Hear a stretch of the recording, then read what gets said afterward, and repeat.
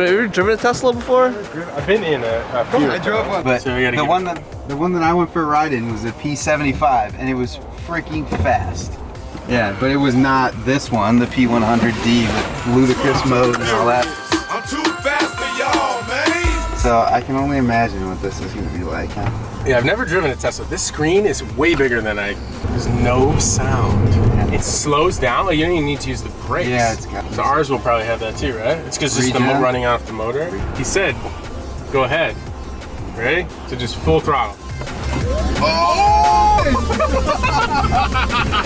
Oh my God, that is the fastest thing I've ever been. 100%. I've never felt anything like that. I felt like I was gonna pass out. The blood just rushed straight to the back of my head. Oh, we have to do that again. I don't even know how fast we went. It was like I had to hold on. Yeah.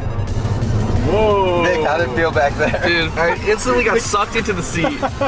Because usually, when you're in a really fast, I don't know what the 0 to 60 is, but it's really fast, right? Like usually 2 seconds. When you're in like a really fast car, there's so much noise and like smoke and traction usually is an issue, but this thing's so heavy. I mean, it didn't spin. I don't know if I'm. It has all-wheel drive too, so oh it's yeah, really. Yeah. There is a launch control. I didn't do that, right? You don't even need to reset. It's already in that mode. Oh my God, that like I feel in my face. Yeah, just hammer it. You ready? Whoa! Oh my God! Oh, That was. Wow. Oh my God, dude, I almost blacked out. Yeah, dude. Dude, my 100% legit. That felt like I blacked out. My head went so fast into the headrest, I thought I got punched. Yeah. RZ, there's no way it's going to be this fast because this is all-wheel drive.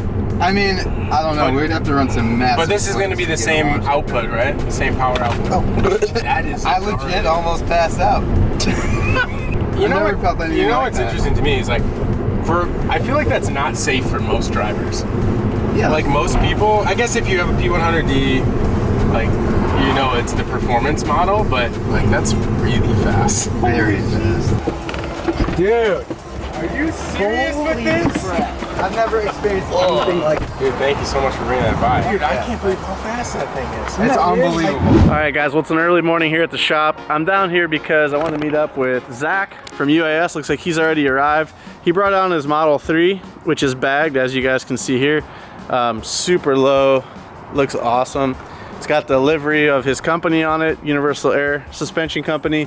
While he's here, I want to get a measurement of his dashboard because we're going to be running a Model 3 dash in our Z. And I want to actually get a width measurement and basically a length measurement to see how much work is going to need to be done to get this into our 350Z. What I love about the dash is that it's so simple. There's nothing here. There's no gauge cluster. It's basically a computer screen and a flat bar. So simple, so cool. And I think it'll be a nice telltale sign of when you look at our Z that it actually is got some Tesla lineage. So I'm gonna get some measurements and see if we can make that work.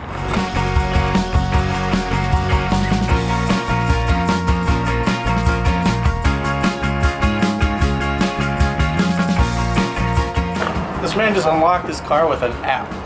That's pretty cool. 54 and a half at its widest point. And about 21. All right, got the measurements we need. Now I can go check our Z and see how close it's gonna be. But most cars are generally within an inch or two of each other, so I'm pretty sure we can make this work.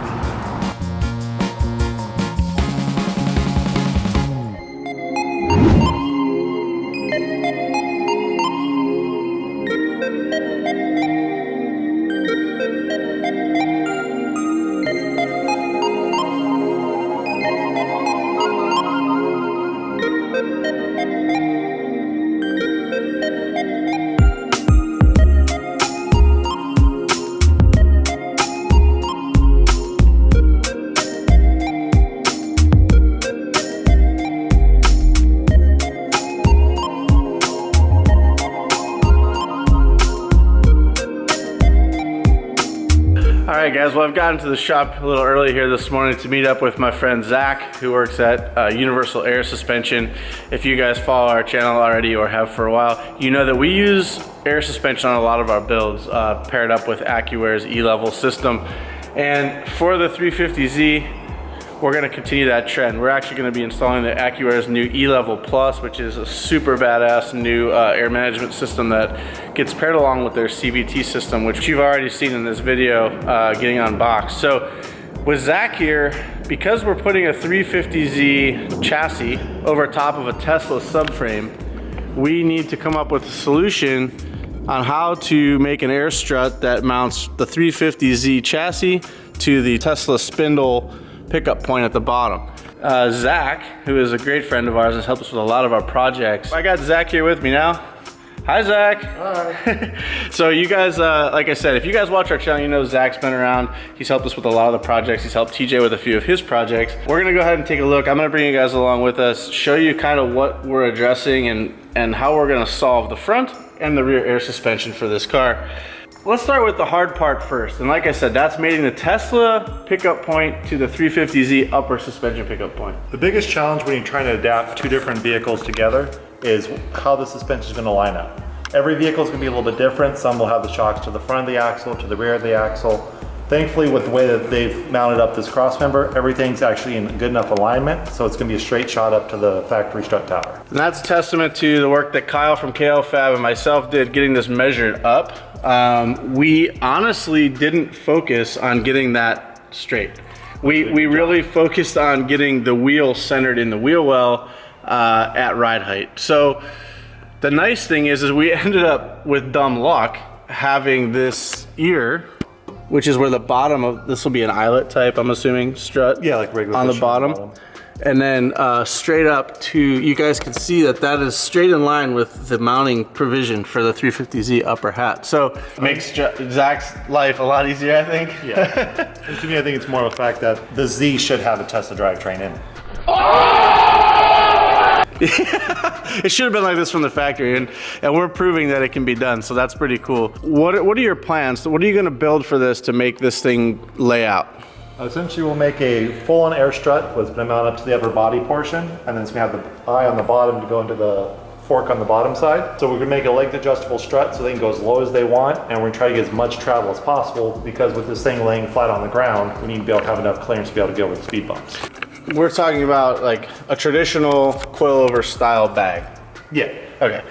And then for the front, because we're using all 350Z componentry in the front at this point, we do want to figure out how to modify the front hub so that we have the same bolt circle front to back, because currently with the 350Z setup, we have a 5-on-114 front hub circle, bolt circle, and on the rear we have a 5-on-120, which is what Teslas run, as you know, since you have custom wheels on your Tesla. Yep. So we're either gonna have to have a set of wheels made with staggering bolt circle, or we pull the 350Z hub off and see about re-drilling the hub itself to a 5-on-120, which we're not sure if there's enough material there yet, but that's neither here nor there for Zach's purpose.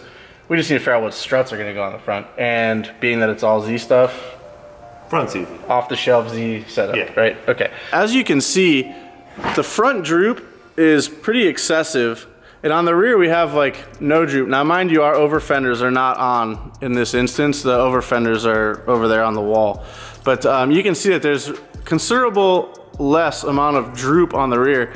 And so I called Zach in a panic, like, oh dude, I think we might have put the subframe too high in the car. But he explained to me, calm down, it's okay. Well, depending on how much leverage you put on suspension, you'll get more wheel travel versus shock travel. On the Z and also on the Model S crossmember you put in there, the struts themselves bolt up to the spindles. So what that's going to mean is that for every inch that the shock moves, the wheels can move down an inch. The front suspension's leveraged where it mounts to a lower control arm, and with that, with say an inch on the shock, you can get like an inch to an inch and a half, or I should say like an inch and a quarter to inch and 3/4 at the wheels, which will give you more front suspension travel opposed to rear. And what that really designed for on the vehicle dynamics is to help settle the cars quicker and allow the front to soak up the bumps, and the rear will really steer the car and control it through the corners. That's why I like having Zach around, because that's some science right there that I didn't know about. I'm not a suspension engineer by any means, so having him be able to come down here and help us with this is a huge asset to what we're doing here. So Zach and I are gonna take some measurements now and see what he can concoct for the rear. Again, like we said, the front's very straightforward, so we're gonna pop a wheel off and get some measurements.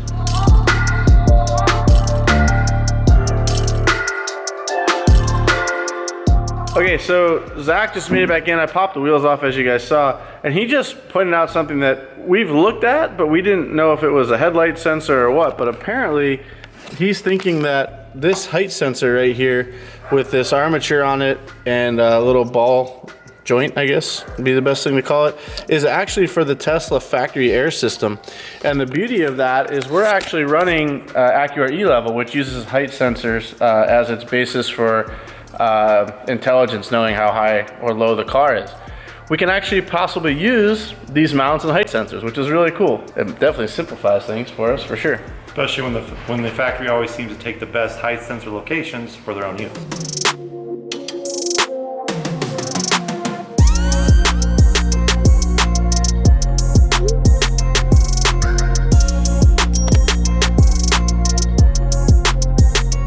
Okay guys, well Zach and I have loosened up all the suspension mounting bolts for the control arms. All these bushings were under tension, so when we were looking at this at full droop initially, well, what we thought was full droop is actually it wasn't, because of the bind and all the rubber bushings on the factory Tesla suspension. So Zach said, you know what, let's loosen up the bolts. We did that. And now we've got a much more drastic look at how low this car can actually go.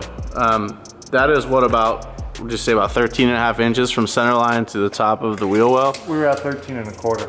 Which, okay, 13.25, which is perfect. That means 26.5 OD for our wheel and tire package. It has to fit within a 26.5 OD in order for it to not contact the fender at the lowest height, which isn't the end of the world, right? I mean, most cars do sit on the tire. Well, when your chest is on the ground and the tire's hitting, what's the matter? Good point. But anyway, we want to really go dramatic with this and make this car lay out. So we want to make sure that we have as much travel as humanly possible in this car. And I think we've done that. So this is pretty aggressive, as you guys can see. We did find that we need to do a little bit of clearancing here. This upper, I guess this is what the toe arm is actually contacting our frame rail. Luckily, we didn't finish weld any of this yet, obviously, because we weren't sure that it was actually done. And it's a good thing, because now we have to go back and do a little bit of reshaping there, but that's okay.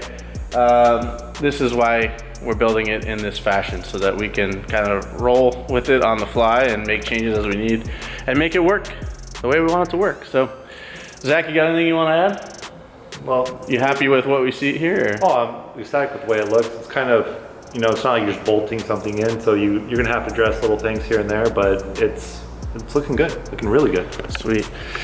Well, that makes me happy. The worst is when you have an expert come down to your space and look at what you've built and say, oh no, we need to start over, this is bad. So now it's just get the parts made and get it test fitted in the car, and then we can move on.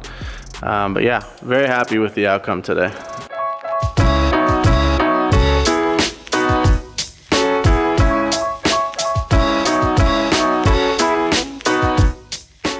All right, so Zach just did some measuring really quick, and you can do an inverted bag, which moves the bag to the bottom. Is that correct? Yeah, we put the bag on the bottom of the strut. We basically will flip the strut upside down, so instead of the shaft pointing upwards, it's going to point downwards.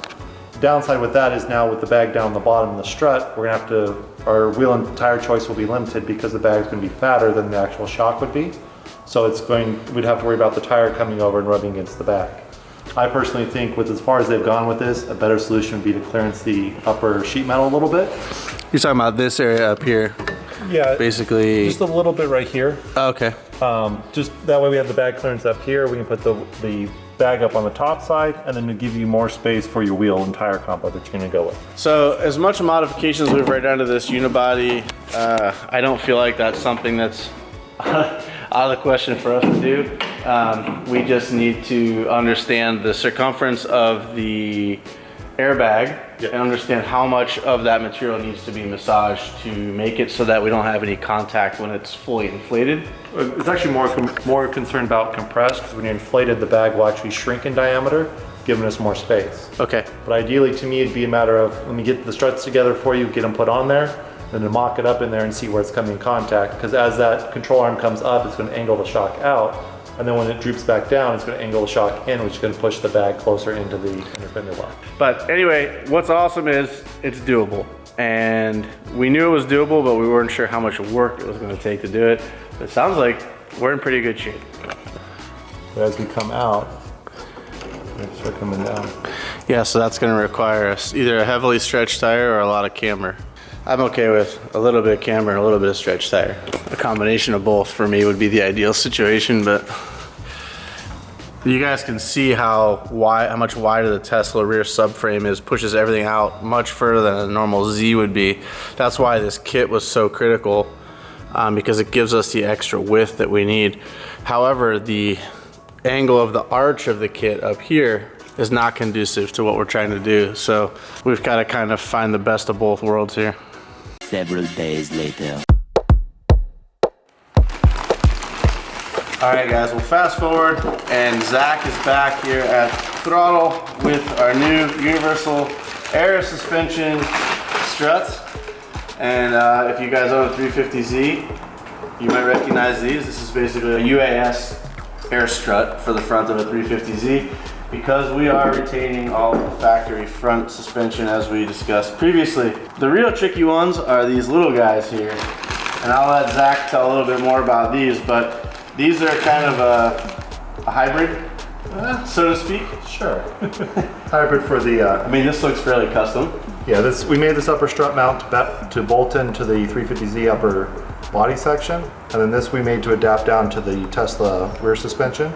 And then the length of this unit set up to where when it's fully bottomed out, the car's gonna be all the way laid out. And then we did run a smaller diameter bellow because the clearance is very tight in the rear. Thankfully, with the way that the Tesla rear suspension is, that lower mount is low enough to where we can do an actual bag over shock in the rear, where the typical 350Z rear, if you try to do the bag over the factory or over the shock in the rear, the travel that you get is really short. So we're able to get good enough travel out of this so we can have good travel with the vehicle. Zach actually went ahead, and when they were manufacturing these, he took some video. We'll insert that now of those being built.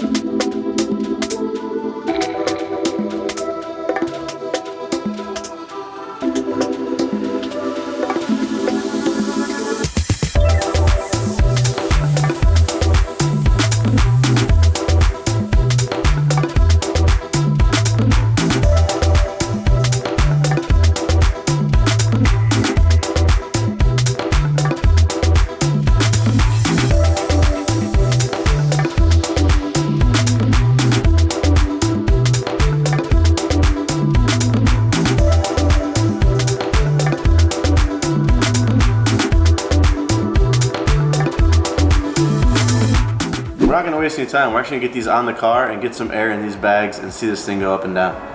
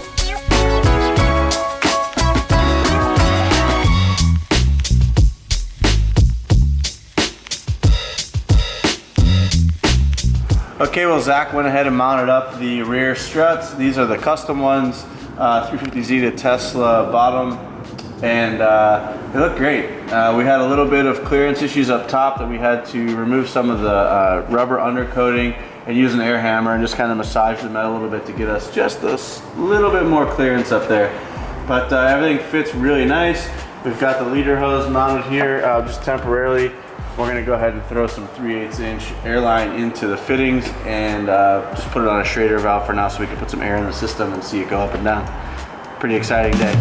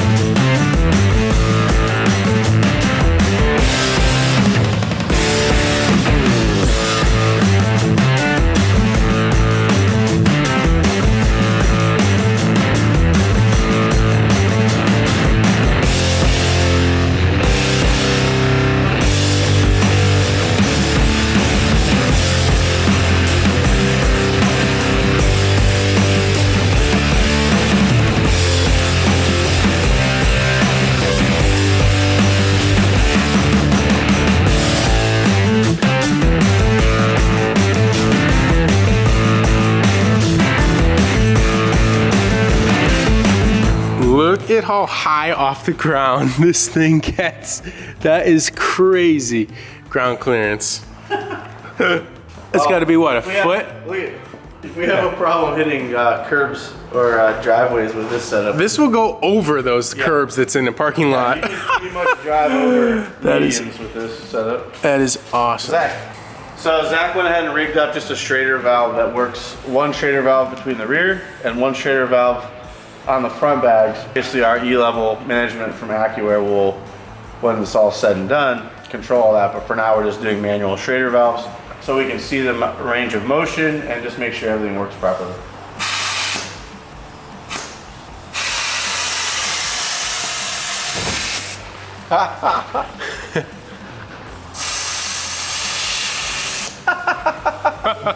Go another inch out of there once you change the tire.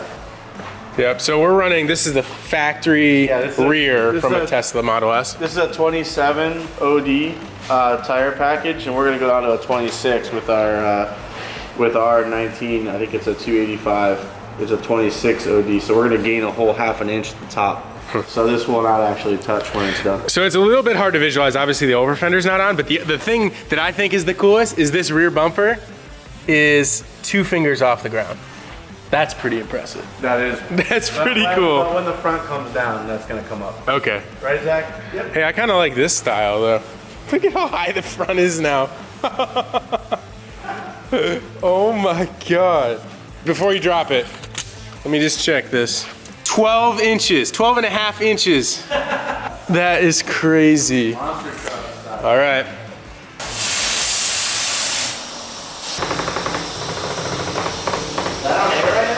Yep. Dang. It looks so stupid with these wheels. That is crazy. Woo! It's love. So now that this is done, we can actually measure for wheels. All right guys, thank you so much for watching today's YouTube video. If you like what you saw, please give us a big thumbs up, drop us a comment, let us know what you thought, and consider subscribing if you haven't done so already. Now last but not least, before I let you go, I wanna make sure that everyone knows, in case you missed it in the previous episode, the STI sweepstakes has been extended until the end of May. So due to all this craziness that's going on, we felt that it was best to extend the sweepstakes until May 31st. So if you want to get some entries in, you have a little bit more time to get entered to win the sweepstakes. And we appreciate you guys who are supporting us. If you've already made a purchase or if you've already joined throtlVIP, which is our car club, we really do appreciate that, guys. So thank you guys so much for watching. We'll see you in the next one.